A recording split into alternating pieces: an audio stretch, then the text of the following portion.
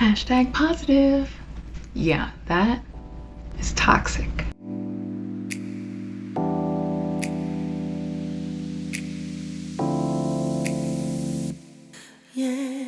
So I was watching a video on YouTube the other day by Dr. Tracy Marks. I'll link that in the card or on the end card or down there in the description somewhere. But she goes into talking about toxic positivity, and I think that's really a big thing.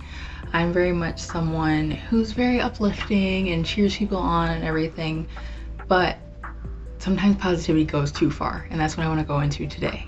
Which Dr. Marks says you want to be in an emotionally healthy state where you can feel all emotions, not just the good ones, not just the bad ones. You want to be able to have all of them.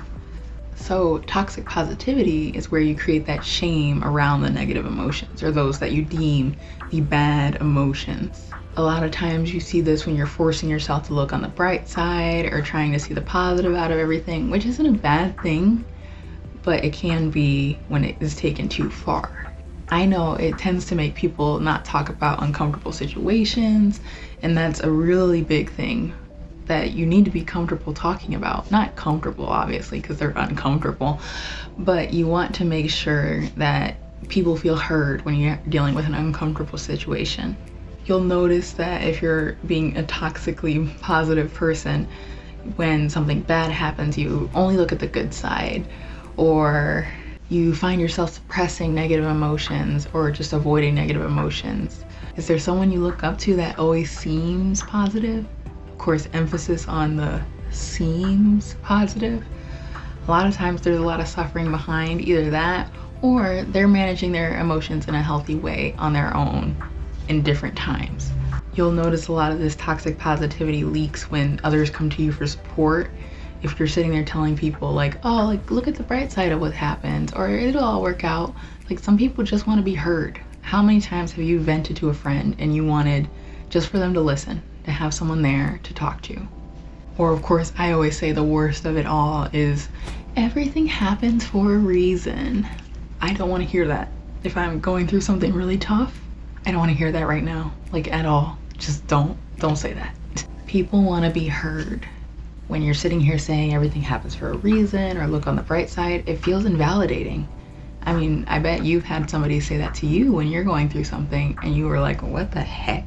Dr. Marks said, the act of trying not to think about something makes you think about it even more.